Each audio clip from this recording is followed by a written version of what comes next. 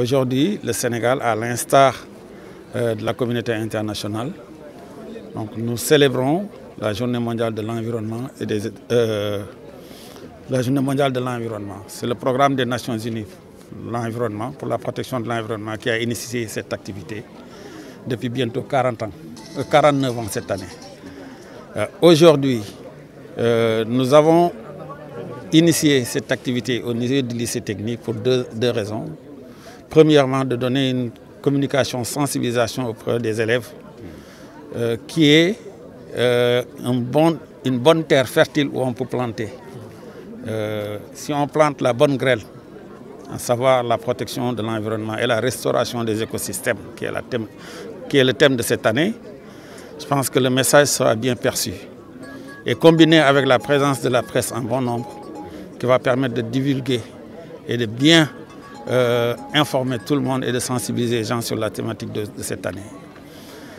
C'est pour cette raison que j'ai choisi, avec M. le Président en concert et la validation de M. le Gouverneur, de célébrer ça ici au niveau du lycée technique de Thiès. Monsieur le directeur, quelles sont les principales questions de l'heure en termes d'environnement dans la région de Thiès? Les questions de l'heure, c'est vraiment multisectoriel. Nous savons qu'aujourd'hui, l'environnement au niveau de Thiès est agressé de toutes parts. Maintenant, la politique au niveau national que nous mettons en œuvre selon la vision du PSE, qui a été initiée par M. le Président de la République, et nous avons un PSE vert.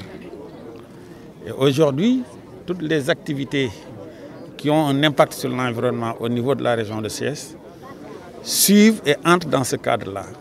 L'exploitation minière est un fait. Les régions côtières, et la région de Thiès fait partie des régions qui ont de plus nombreux kilomètres de plages. Nous avons une grande partie sur la Grande Côte, de Ampol-Lompol jusqu'à Mboro-Kayar. Et aussi sur la Petite Côte, nous avons aussi des kilomètres de plage là-bas. Donc, la région de Thiès est très vulnérable par rapport à la région côtière. Nous savons aussi que par rapport aux impacts sur les changements climatiques, la région de Thiès est très impactée. Il y a des zones où la raréfaction de la ressource en eau par rapport aux pluies, les saisons de pluie sont assez courtes. Donc il faudra maintenant bien mettre en œuvre la politique nationale d'adaptation au changement climatique dans la région de Thiès pour permettre aux populations d'être beaucoup plus résilientes par rapport au changement climatique. Et en plus de cela, pour moi, la région de Thiès est en passe de devenir la deuxième région industrielle au niveau du Sénégal. Nous avons des zones industrielles qui sont aménagées au niveau de la région et que tous les investisseurs qui étaient à Dakar, qui est maintenant saturé, se ruent vers Thiès avec l'aéroport qui est là. Donc nous avons vraiment un secteur industriel qui est en train de se développer à grande vitesse. Et que si nous n'avons pas cette politique en termes d'évaluation environnementale au Sénégal, je pense que nous aurions eu des impacts assez difficiles. Toujours est-il que les impacts sont là. Tous les projets font des études d'impact environnemental. Maintenant, le défi réside dans le suivi que nous allons faire. Et c'est le suivi qui va permettre d'avoir une bonne restauration des écosystèmes. Je vais citer en exemple quand même quelques exploitations minières. Je sais que les ICS, bien que le gap est énorme, ils font des efforts dans ce sens-là. GCO aussi travaille à la réhabilitation et à la restauration des espaces. Et maintenant, les espaces restaurés sont à la charge, comment ça s'appelle encore, des eaux et forêts du ministère de l'Environnement. Donc, ce qu'il faut, c'est que comment protéger maintenant ces espaces restaurés? Comment faire pour que la pression foncière soit aménagée de manière intelligente et de préserver en même temps les écosystèmes? Pour moi, l'enjeu réside dans cet état. Donc j'ai deux mots seulement, c'est remerciement et engagement. Nous remercions le ministère de l'Environnement et du Développement durable à travers son chef de service régional, M. Idignan, ainsi que le gouverneur de la région de Thiès, qui ont bien voulu nous permettre d'abriter cette 49e édition de la Journée mondiale de l'environnement. Le deuxième mot, c'est engagement. Donc nous avons aussi aujourd'hui planté des arbres ici. On s'engage à ce que ces arbres grandissent, soit des arbres qui seront là dans 50 ans, dans 100 ans. Donc ça vraiment c'est des mots que je voulais placer. Remercier tout mon staff, c'est tout le lycée, les professeurs, l'administration. Remercier la presse pour l'intérêt que vous accordez pour le lycée technique. Est-ce que vous vous engagez également avec vos élèves à être des ambassadeurs de la protection de l'environnement? Nous le sommes déjà.